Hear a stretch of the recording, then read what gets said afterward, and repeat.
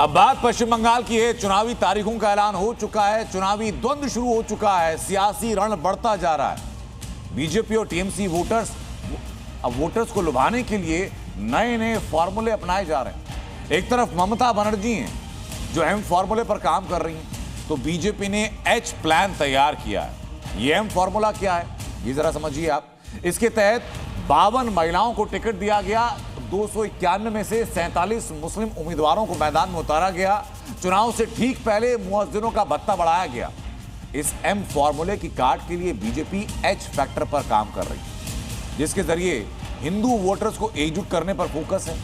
TMC पर मुस्लिम तुष्टीकरण का आरोप लगाया जा रहा है। मुअज्जिन भत्ता, मुस्लिम आरक्षण पर सवाल खड़े किए जा रहे हैं। ये दोनों के फॉर्मूले हैं, एम फैक्टर और एच फैक्टर। लेकिन उधर पश्चिम बंगाल के भवानीपुर सीट पर बिग पॉलिटिकल फाइट होने वाली है, क्योंकि सीट पर हैं ममता बनर्जी और कभी एक वक्त उनके सबसे भरोसेमंद रहे लेकिन नेता प्रतिपक्ष बीजेपी के मुख्य चेहरों में से एक शुवेंदु अधिकारी। महामुकाबला पार्ट 2 कहा जा सकता है, क्योंकि पिछली बार नंदीग्राम में यही द्वंद्व था। शुवेंदु अधिकारी विजेता साबित हुए थे, जिसके बाद अब दोनों भवानीपुर में एक बार फिर आमने सामने चुनावी मैदान में।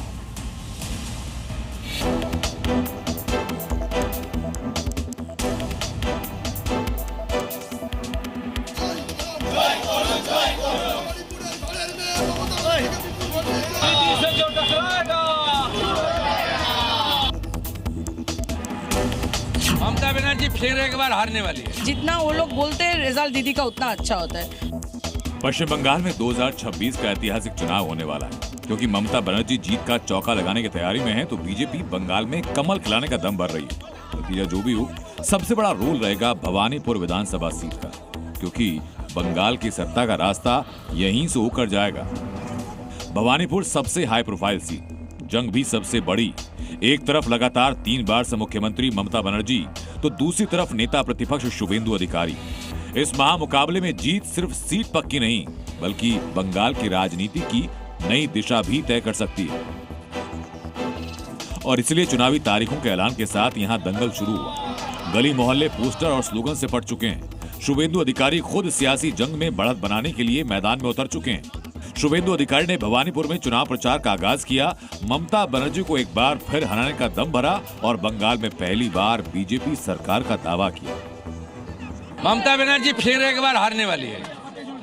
इस सीट में नरेंद्र मोदी जी का आशीर्वाद जिसका पास है, भाजपा प्रत्याशी शुवेंदु अधिकारी जीतेगा। यहाँ कमल खेलेगा।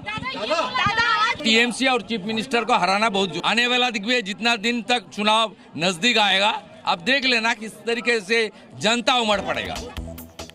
ममता भी ईद के बाद भवानीपुर में चुनाव प्रचार करेंगी। टीएमसी कार्यकर्ता ममता के गढ़ को और मजबूत करने में जुटे हैं। कार्यकर्ता घर घर जाकर कैंपेनिंग कर रहे हैं। उन्हें विश्वास है कि चौथी बार भी बंगाल में टीएमसी की सरकार बनेगी।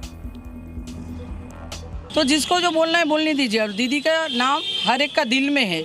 जो दिल में इंसान जिसका नाम बैठ जाता है वो कोई नहीं मिटा पाता है। तो दीदी का नाम, ममता बनर्जी का नाम हर एक का दिल में रहे। बंगाली लोग जो है और बंगाल में जो हम लोग जो मिल के रहते हैं, यहाँ पे सिर्फ बंगाली नहीं, हर एक धर्म का लोग रहते हैं। तो यहाँ पे हम सब लोग मिलजुल के रहते हैं और जो बंगाल के डेवलपमेंट है, सब लोग चाहते हैं दीदी के हाथ से और आगे बढ़े। हालांकि 2021 में ममता ने अपनी सुरक्षित सीट भवानीपुर छोड़कर शुवेंदु के गढ़ नंदीग्राम में उन्हें चुनौती दी, हार गई। बाद में भवानीपुर से भारी अंतर से जीती, सीएम बनी।